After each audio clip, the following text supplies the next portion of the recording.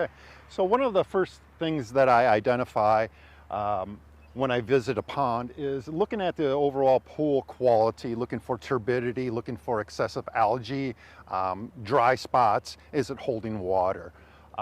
And this pond appears like it is holding the water, but we're going to take a look around to see if there's any weeping, any soft spots. We're going to take a look at vegetation. Is it the healthy vegetation that we want, or is it a lot of woody growth, noxious weeds, invasive species, things like that? So a common issue that we see in water quality devices such as this wet pond is either bank erosion, or what is more common is animal burrows. So one of the things that we want to look for is animal burrows. And this particular one is fairly large in size. So this would be an item that I would note on my inspection report to be corrected. So another thing that I'm going to be looking for is erosion onto the side slopes or into the safety shelf. Here we have a series of gullies. This scouring and these gullies right here will actually create a pit or a divot. This creates concentrated flows in this area. This is one of the inlet pipes to this device. What I'm looking for, is there any obstructions? Is there sedimentation that is occurring within the riprap? Is there woody growth around the structures? I will note the woody growth needs to be removed. Any obstructions, such as the taller grass that may be impeding flow into the device. Is there erosion along the sides of the riprap? Back here, I can see it, that there is some erosion occurring. We got some woody growth and some invasive vegetation that is starting to cover and impede some of the flow. As you can see here, we have erosion that is occurring along the end section of the pipe, and we do have woody growth above. And that woody growth, the root system, will start to undermine this area. So this is something that I would be looking for during my inspection. So we have an inlet pipe here. As you can see, the trash rack is not installed. It's sitting here off the side. So that would be an item that I would include in my inspection report as well. I'm going to be looking again for erosion along the pipe structure, the end section, underneath the end section, and along the riprap, or anything that is settling within the riprap, such as garbage and other debris. Looking for anything that's obstructing the flow to the device. So I identified some vegetation that's growing here. It looks to be cattails, and cattails normally will grow between 1 to 2 feet of standing water. So I will note this in my report because it may be as a result of some sedimentation entering into the storm water device, such as you can see here. I will note some of the algae that's in this. Overall, the pond doesn't have a significant amount of algae, but this is something that I would note because it can clearly take over and actually diminish the quality of this device. So these devices often attract many different varieties of wildlife, including waterfowl such as geese or ducks. This looks like it might be a goose nest. So what we want to do is recommend to deter the geese from inhibiting this device. We will recommend an 8-foot vegetated buffer, a little bit taller vegetation, to deter the geese or the waterfowl from inhibiting this device. Again, when I'm inspecting a device such as this one, I look for thistles, other woody growth, undesirable growth, vegetation, and recommend that it is treated properly or removed properly. So I'm looking at this outfall structure. Actually, it's an outfall pipe that discharges to the river on the other side. And I'm looking for any undesirable vegetation, obstructions of vegetation, any sediment that is inside this structure, the outlet structure or this outlet pipe. And I do see that there is some sediment along with some vegetation growing within this pipe. So I will definitely note that on my report, and I will note that it would be needed to be removed along with the encroaching vegetation. This is an emergency spillway. It's most common to see in wet ponds and dry ponds and other devices. I'm going to be looking for if there's any ruts, any woody growth or other vegetation, anything that would obstruct the flow in case this does get filled to a point where it does have to spill over.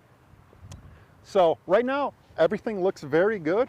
On this I don't see any significant erosion, but I'll take a further look. So upon further inspection, closer look, I do see some bare soils, some disturbed soils here. So we want to get some more vegetation, some density to this vegetation.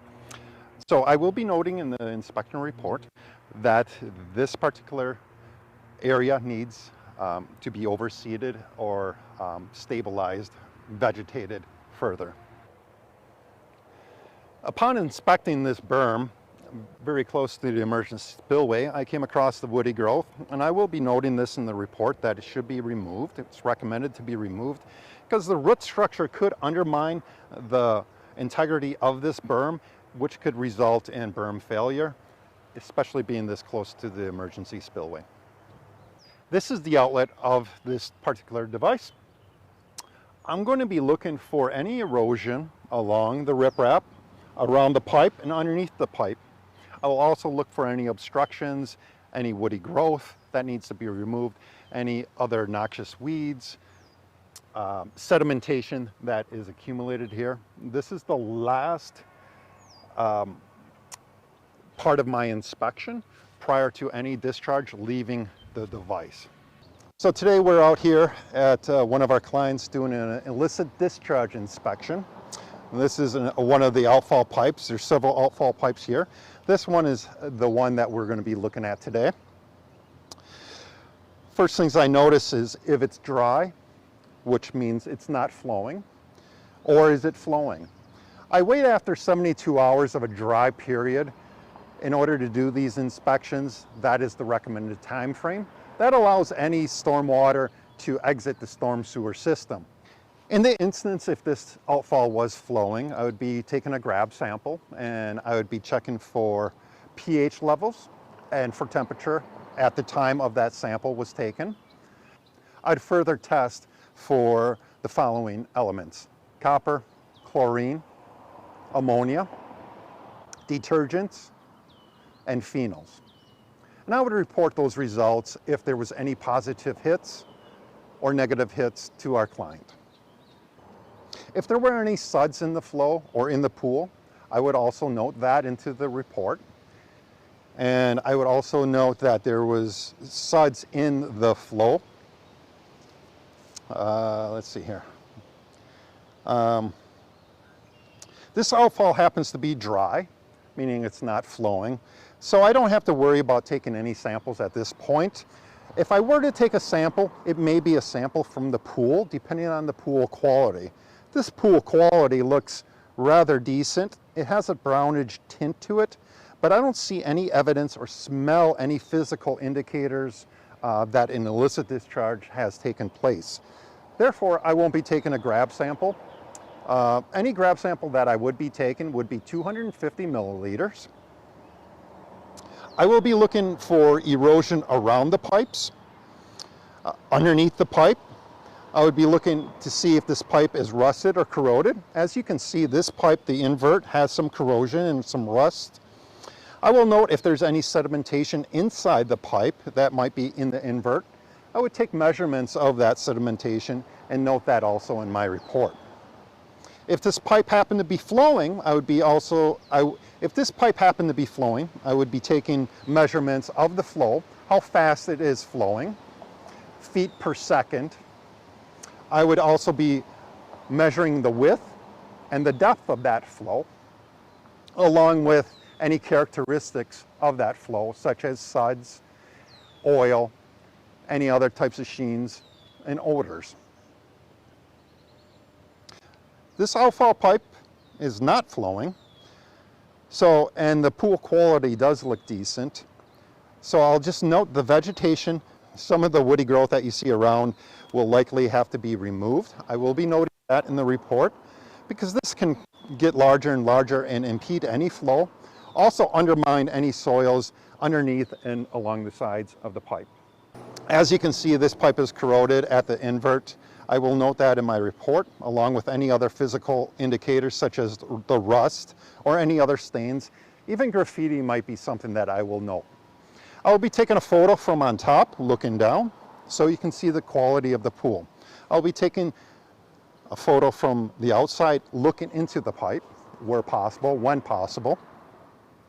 And then I'll also be taking a photo. I will be taking a photo downstream from the outfall as well. Other indications that may come up would be, is the pipe crushed? You can see that this pipe is somewhat crushed on the sides. I will be measuring the width of the pipe diameter. Many outfalls that you'll see do have trash racks. This one happens not to have a trash rack. In the event that there's a trash rack, I would be looking to see if there was any trash accumulated in that trash rack that would need to be removed, because that would be an obstruction of flow. Any other obstructions of flow, such as woody growth, cattails, other vegetation, that would cause any standing water into that pipe. Many of our clients have the Asset Ally tool through the GIS website.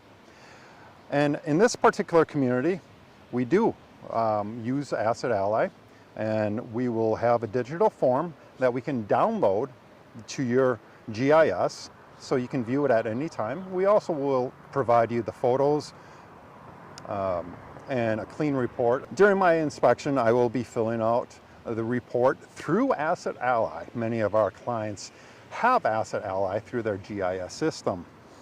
With that, you can go in at any time and view my report with photos and any notes that were taken and see what needs to be maintained. So thanks for joining me today on illicit discharge inspection and a stormwater device inspection. Feel free to reach out for Rooker and Milky for any of your needs and have your pond, device, or illicit discharge inspected through us.